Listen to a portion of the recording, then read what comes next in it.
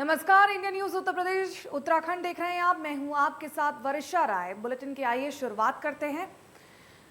उत्तराखंड में आज इगास पर्व की धूम है, लिहाजा जगह जगह कई बड़े कार्यक्रम आयोजित किए गए हैं। हल्द्वानी में इगास पर्व पर एक कार्यक्रम का आयोजन किया गया है, जहां केंद्रीय रक्षा राज्य मंत्री अजय भट्ट ने 501 दिए जलाकर कार्यक्रम की शुरुआत की है।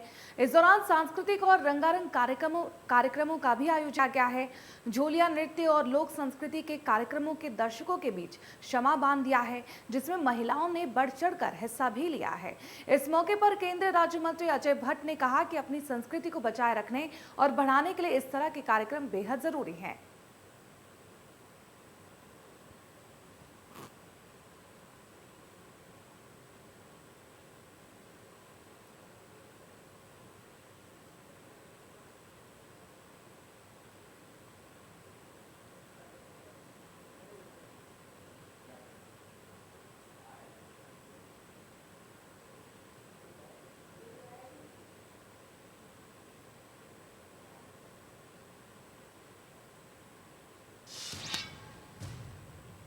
आम आदमी पार्टी के प्रवक्ता नवीन पिरशाली ने एक बयान जारी किया है और कहा है कि आम आदमी पार्टी विधानसभा चुनाव में प्रदेश के प्रत्येक बूथ को मजबूत करने के लिए बूथ संकल्प आम विकल्प अभियान चला रही है।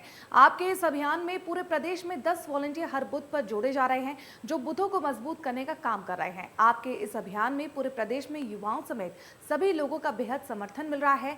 आप प्रवक्ता ने बताया कि प्रदेश के लगभग 11,000 से ज्यादा बूथों पर आम आदमी पार्टी 1 लाख बूथ वॉलंटियर जोड़ने का काम कर रही है, जो पार्टी की नीतियों को लेकर घर घर जा रहे हैं। आपके इस अभियान ने पूरे प्रदेश में 1 लाख वॉलंटियर से आपकी कार्यशैली, नीतियां और आपका उत्तराखंड के लिए विजन को घर घर पहुंचाने का काम करेगी।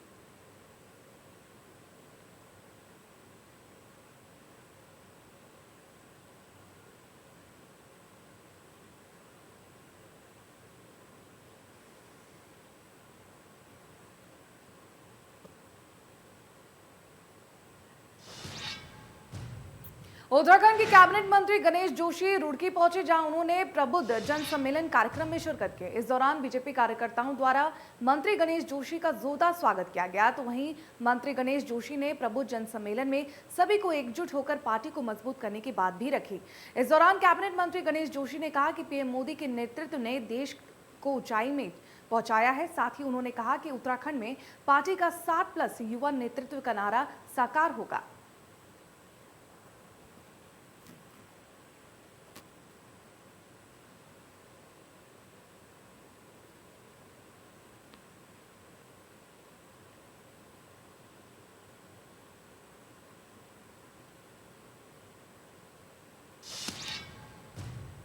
रुड़की के इब्राहिमपुर ग्राम में खनन माफियों द्वारा ग्रामीणों को बुरी तरह मारपीट कर गंभीर रूप से घायल कर दिया गया, जिससे गुस्साए ग्रामीणों ने नेशनल हाईवे को घंटों तक जाम लगाकर हंगामा किया। मौके पर पुलिस प्रशासन ने पहुंचकर कड़ी मशक्कत के बाद हाईवे पर लगे जाम खुलवाए। पीड़ित किसानों का आरोप है कि कुछ खनन माफियों द्वारा पिछले कई महीनों से सैलानी नदी से अवैध खनन का धंधा किया जा रहा है। इसकी शिकायत कई बार पुलिस प्रशासन से की गई, लेकिन कोई कार्रवाई नहीं की गई, जिसके बाद ग्रामीणों ने खनन का विरोध किया। जहां खनन माफियों ने विरोध कर रहे ग्रामीणों पर धारदार हथियारों से जानलेवा हमला कर दिया। इसमें 3 ग्रामीण बुरी तरह से घायल हो गए, जबकि अन्य कई ग्रामीण चोटिल भी हुए। इतना ही नहीं, खनन माफियों ने महिलाओं पर भी हमला किया, जिसमें एक गर्भवती महिला को भी काफी चोटें आईं। वहीं घायल किसानों को उपचार के लिए कराया जा रहा है, अस्पताल ले जाया गया और दोषियों पर जांच कर पुलिस ने आश्वासन भी दिया।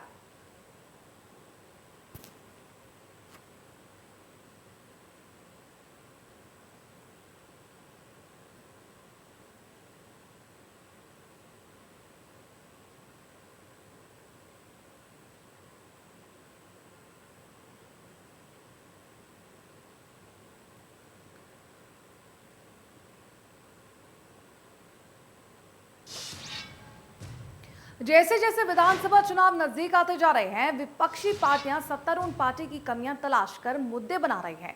ताजा मामला हरिद्वार गंगा की सहायक नदियों में हो रहे अवैध खनन को लेकर है, जहां कांग्रेस के कार्यकारी जिला अध्यक्ष राजीव चौधरी ने हरिद्वार ग्रामीण विधायक और मुख्यमंत्री पुष्कर सिंह धामी पर अवैध खनन को संरक्षण देने का आरोप लगाते हुए कैबिनेट मंत्री स्वामी यतीश्वर नाथ को खनन बाबा की संज्ञान दे डाली। साथ ही सवाल खड़ा किया कि सरकार ये बताए कि ये अवैध खनन किसके संरक्षण में चल रहा है। उन्होंने कहा कि अवैध खनन के चलते 2011 में रवासन नदी में डूबकर 3 मासूम बच्चों की मौत हो गई थी। अवैध खनन के चलते स्थानीय लोगों में भारी गुस्सा देखा जा रहा है।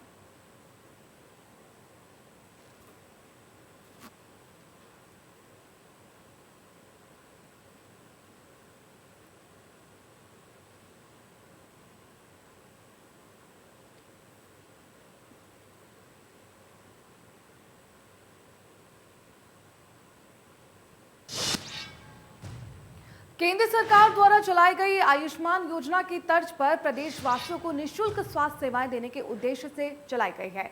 अटल आयुष्मान योजना के तहत प्रदेश के सभी परिवारों को 5 लाख तक का निःशुल्क इलाज दिया जा रहा है, लेकिन कार्ड के बनवाने में आ रही दिक्कतों को दूर करने प्रतिज्ञा का सरलीकरण करने के उद्देश्य से कुछ परिवर्तन किया गया है। इस संबंध में अटल आयुष्मान योजना के सीईओ और अपर सचिव स्वास्थ्य अरुणेंद्र चौहान ने बताया कि अभी तक इस सुविधा के लिए 2014 का डेटाबेस का प्रयोग किया जा रहा है, जिसके कारण कुछ दिक्कतें आ रही हैं।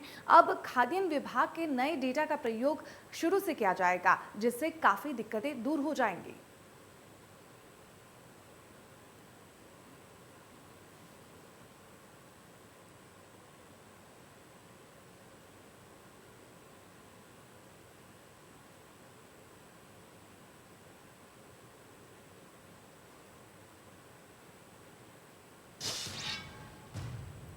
वन्य जीव प्रेमियों के लिए एक बेहद ही बड़ी खुशखबरी है। 15 नवंबर से कॉर्बेट नेशनल पार्क का जोन पर्यटकों के लिए खोल दिया जाएगा। ऐसे में जब देश विदेशी पर्यटक जल्द ही बाघ समेत अन्य वन जीवों का दीदार कर सकेंगे। विश्व प्रसिद्ध जिम कॉर्बेट नेशनल पार्क का सबसे पसंदीदा ठिकाला जोन आगामी 15 नवंबर को सुबह 6 बजे से डे विजिट और नाइट स्टे के लिए खोल दिया जाएगा, जिसको लेकर कॉर्बेट प्रशासन ने तैयारियां पूरी कर ली हैं। सड़कों की मरम्मत के साथ ही ठिकाला जोन के अंदर गेस्ट हाउसों की भी सफाई करवा दी गई है। आपको बता दें कि ठिकाला जोन में डे विजिट के लिए 8 कैंटरों के जरिए पर्यटकों को भ्रमण में ले जाया जाता है, जिसमें 4 कैंटर सुबह चलते हैं, जबकि शाम को पर्यटकों को सफारी पर ले जाया जाता है। एक कैंटर में 15 से 17 पर्यटक शामिल होते हैं।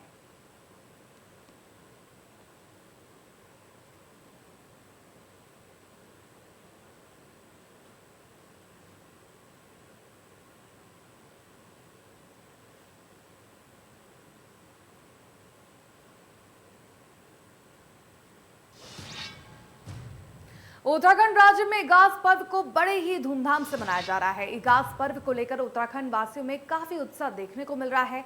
इसी क्रम में देहरादून की रायपुर विधानसभा क्षेत्र में इगास पर्व को लेकर एक भव्य कार्यक्रम का आयोजन किया गया है। मुख्य रूप से बूढ़ी दीपावली के रूप में जाने जाने वाली इगास पर्व पर पहली बार बड़े स्तर पर कार्यक्रम आयोजित किए जा रहे हैं। रायपुर विधानसभा क्षेत्र से विधायक उमेश शर्मा काऊ ने इस कार्यक्रम का आयोजन किया। इगास पर्व पर आयोजित इस भव्य कार्यक्रम में मुख्यमंत्री पुष्कर सिंह धामी, राज्यपाल गुरमीत सिंह, राज्यसभा सांसद अनिल बलूनी, कई कैबिनेट मंत्री और विधायक समेत हजारों की संख्या में आम जनता मौजूद रही। यही नहीं, इगास पर्व के इस भव्य कार्यक्रम में जागत सम्राट प्रीतम भरतवान समेत तमाम लोक नायक भी मौजूद रहे और अपने सुरूज से क्षमा को बांधते हुए भी नजर आए।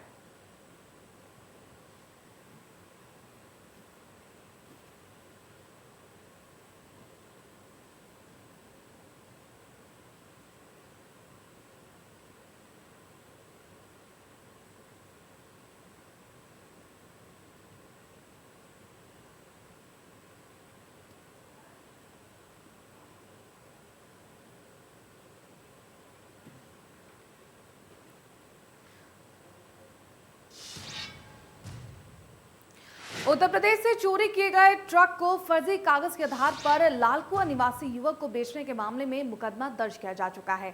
पुलिस ने जांच पड़ताल शुरू कर दी है। तो जांच में सामने आया कि ट्रक उत्तर प्रदेश के चित्रकूट से फरवरी महीने में चोरी किया गया था, जिसके बाद पुलिस ने मामले की छानबीन करते हुए एक को गिरफ्तार कर लिया है, जिसमें अभियुक्त ने बताया कि अपने साथियों के साथ मिलकर ट्रक में फर्जी chassis number लिखवाकर RTO Arunachal Pradesh से एनओसी जारी कर हल्द्वानी आरटीओ से रजिस्ट्रेशन करवा लिया था, जिसके बाद ट्रक को बेच दिया गया। मामले का खुलासा करते हुए एसपी सिटी ने बताया कि आरोपी के कब्जे से ट्रक बरामद किए जा चुके हैं और अन्य आरोपियों की तलाश में पुलिस जुट चुकी है।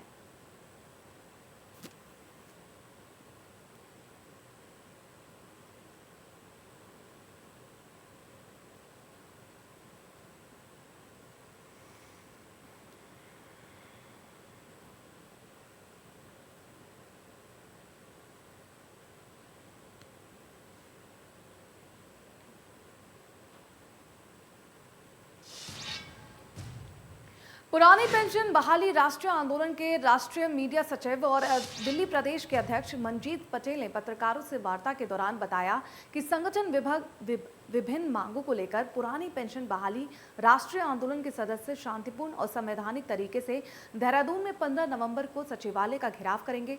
उन्होंने कहा कि देहरादून के परेड ग्राउंड से सचिवालय तक विरोध रैली निकालेंगे और सचिवालय का घेराव कर सरकार से सम्मुख अपनी मांगे रखेंगे। उन्होंने कहा कि उत्तराखंड के 80,000 से ज्यादा एनपीएस कर्मचारी पुरानी पेंशन बहाली से वंचित हैं। उनकी आवाज को बुलंद करने के लिए 15 नवंबर को पेंशन से वंचित कर्मचारी अपने परिवार के साथ सचिवालय का घेराव करते हुए नजर आएंगे, जिससे कि सरकार की आंख और कान खोल सके जाएं।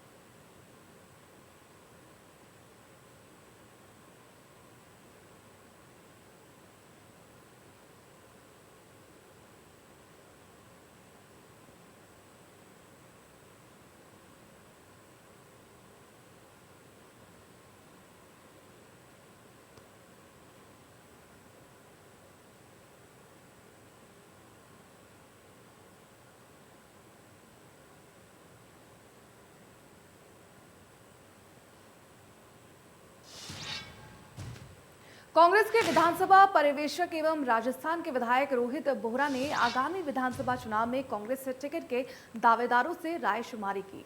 काशीपुर पहुंचने पर कांग्रेसी कार्यकर्ताओं ने कांग्रेस नवचेतना भवन में फूल मालाएं पहनाकर उनका जोरदार स्वागत किया। उत्तराखंड विधानसभा चुनाव में काशीपुर से कांग्रेस पार्टी के उम्मीदवार के बारे में रायशुमारी करने यहां आए रोहित बोहरा ने कार्यकर्ताओं को संबोधित करते हुए कहा कि आगामी विधानसभा चुनाव 2022 को लेकर सभी कार्यकर्ता कमर कसकर तैयार रहने और एकजुट होकर अधिकृत कांग्रेस प्रत्याशी को ही चुनाव लड़ाकर जिताने की बात की।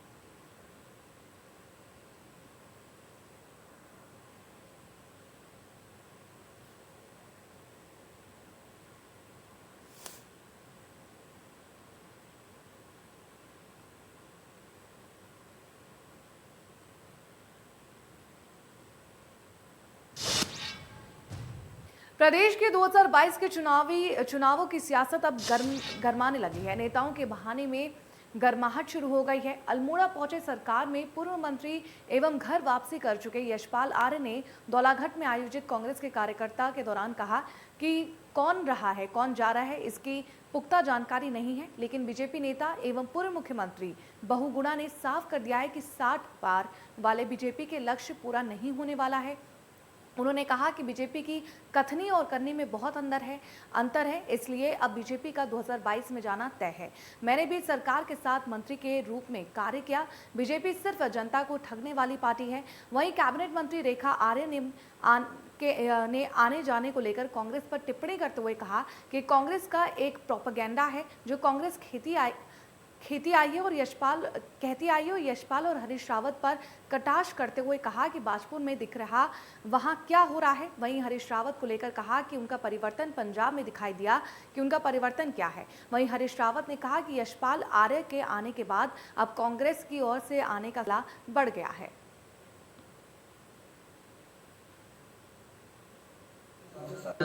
अच्छा लगा और यशपाल जी को देख करके आप सबको अच्छा लगा, तो अब इससे हम उत्साहित हो रहे हैं। हो सकता है और हाथ आगे बढ़ाए। जनता इसको सुन रही है, तो जनता कह रही है कि भाजपाइयों तुमने महंगाई इतनी बढ़ा दी, बेरोजगारी इतनी बढ़ा दी, अब तुम हो गए तार।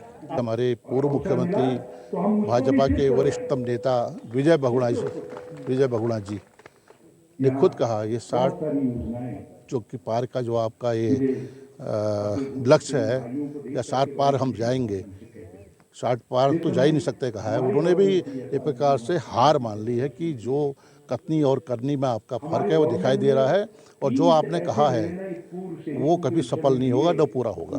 देखिए, कांग्रेस का परिवर्तन यात्रा का उदाहरण तो मैं दे सकती हूँ कि जिनको जिम्मेदारी मिली थी वह पंजाब में क्या परिवर्तन करके आए हैं, तो स्वाभाविक रूप से इसी तरीके का परिवर्तन उनके यहाँ होना है। तो इसलिए मैं नहीं मानती कि उनके परिवर्तन का कहीं कोई अर्थ है। मैं समझती हूँ शायद वो जो सोच वो कहते हैं कि भाई हम फलाने को मुख्यमंत्री चाहते हैं और फिर मंदिर में जाते कुछ और कहते हैं, तो बस उनकी कथनी और करनी में अंतर है। बीजेपी के राष्ट्रीय अध्यक्ष जेपी नड्डा उत्तराखंड के दौरे पर आ रहे हैं। इस दौरान वे अल्मोड़ा और उधम सिंह नगर में कई कार्यक्रम में शिरकत करेंगे और पार्टी कार्यकर्ताओं के साथ बैठक भी करते हुए नजर आएंगे। जेपी नड्डा के दौरे पर नेता प्रतिपक्ष प्रीतम सिंह ने कहा कि 5 साल तक बीजेपी सोती रही, महंगाई चरम पर है, बेरोजगारी का हाल बेहाल है। ऐसे में जेपी नड्डा उत्तराखंड पहुंचे या अमित शाह, इसका कोई फायदा नहीं होने वाला है। जनता मन बना चुकी है और 2022 में कांग्रेस सत्ता में पूर्ण बहुमत के साथ आने वाली है।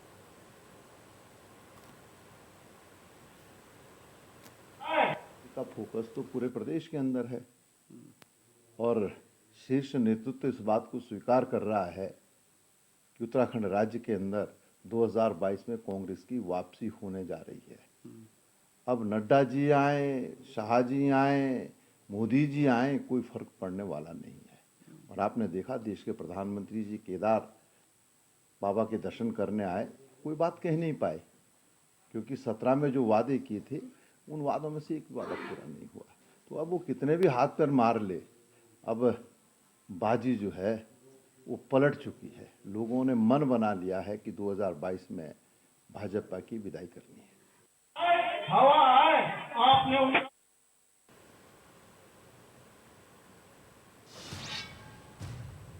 फिलहाल देवभूमि लाइव में बस इतना ही। मुझे दीजिए इजाजत। देश प्रदेश की तमाम बड़ी खबरों के लिए आप देखते रहिए इंडिया न्यूज उत्तर प्रदेश उत्तराखंड।